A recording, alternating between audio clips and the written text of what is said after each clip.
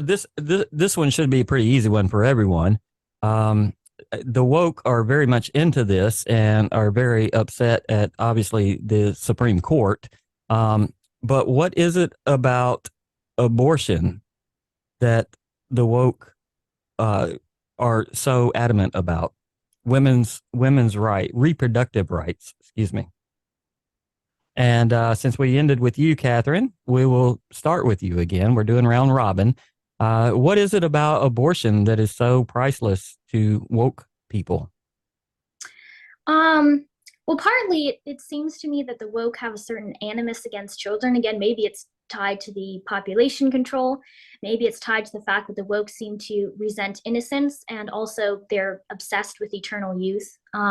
People like Bill Gates, right, or Klaus Schwab are obsessed with eternal youth. They kind of resent children for having that, and so abortion is, the number one way of targeting children. But also, I think it's a very practical why the woke like abortion, and that's the family unit has always been a threat to wokeism. Why? Because the more you have at the local level, you have interpersonal relationships, the more you're going to define your identity upon things that the government can't control and that are not directly connected to politics or societal narratives. So, if you have a spouse, if you have a family, if you have children, you're going to have less time to focus on wokeism. And so, we saw, particularly in the last election, there's statistics showing that single young people, most particularly single young women, tend to vote leftist and tend to be more likely to express themselves as interested in woke policies online in their personal lives. So the more that they can isolate individuals, particularly young women, and get them to define their identities and center their lives around woke policies rather than their interpersonal relationships, the more easily they're controlled and the more invested they are in wokeism. Very good answer. Thank you so much. Ben, what is it about abortion that the woke like so much? Well, there's the population control element. I hate to bring it back to Bill Gates. Like, he's not the only one involved, in the globalist takeover, if that's what we're going to call it. But he is a very powerful, prominent figure. And his father, who was very much cut from the same cloth as him, was a major player in Planned Parenthood.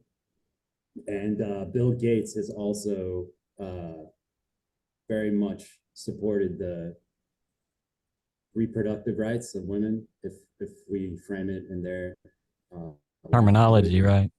So there's a population control element, and also I think that it serves another purpose, which is the devaluation of human life, so that killing killing becomes like a medical decision. I think this is connected also to the stuff going on in Canada with medically assisted suicide. The acronym is MAID. I forget right now exactly what it stands for, but it's basically medical suicide.